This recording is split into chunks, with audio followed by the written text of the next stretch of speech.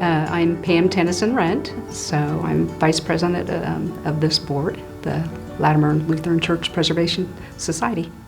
And I'm Cheryl Musato. I am the chairman of the board, and which we just got started roughly 6 months ago.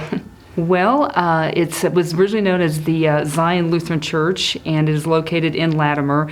But the church originally started as a military chapel at the Herington Army Air Field back in 1942, and it was built. It's actually its 80th year as a building. So it was during World War II, and it served there as a military chapel for about 3 years. The war ended, and at that time, there were a number of buildings there at this air base. It was almost like a small town, essentially. There was up to, I think, about 4,000 soldiers who were located there at that base. So they had multiple buildings, from administration buildings to an infirmary to the barracks to the hangars, obviously the runways for the planes, a swimming pool, and then, of course, the military chapel.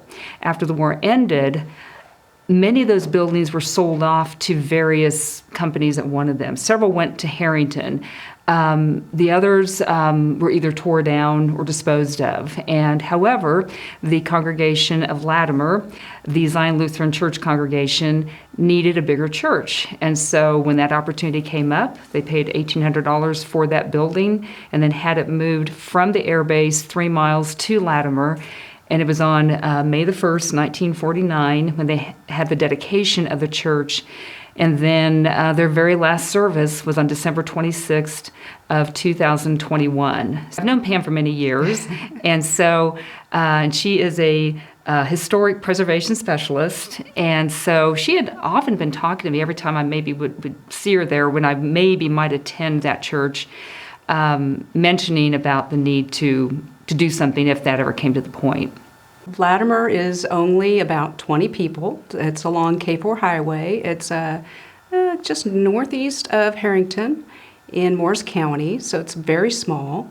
What's unique about this regimental chapel, they call it, is that it's really in excellent condition. Some of these chapels have been moved and they've been altered a lot, and they just don't look the same. But this one's really quite an excellent example of one. It's relatively unchanged, and the Historic Society is quite excited about it. We are preparing it to be listed on the Historic Register, so we're very excited about that, and we'd like to share all that history with the public. We have a lot of great old photos of even when it was on the base. There's been some very interesting people that have been in that chapel. You may have heard of Father Emil Capone. He actually celebrated the Mass there, and he's a very notable Kansan right now. So we're excited. As far as what I can tell, because I did a little bit of research on finding how many other churches within the state of Kansas still exist that also came from an Army airfield. And there was approximately about 16 different Army airfields during World War II in the state of Kansas. I actually called up historical societies of the counties these bases were located in. I only found 2 others that still exist within the state of Kansas. There are others around the country, but within the state of Kansas, I think we're just one of maybe 2 to 3 that are out there. Yeah, I think we've got several goals. We've got some short-term and long-term goals.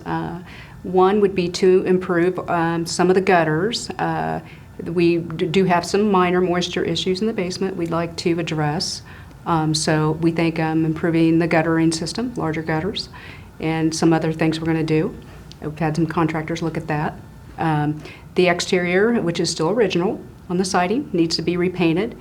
And then we also really want to restore the large windows. So they're what's called 16 over 16, 16 panes over 16. They're like a beaded, seated glass, so they're really quite pretty. We're so grateful and thankful for people who are willing to kind of, if they have the means to do so, to be able to give money to funds like ourselves.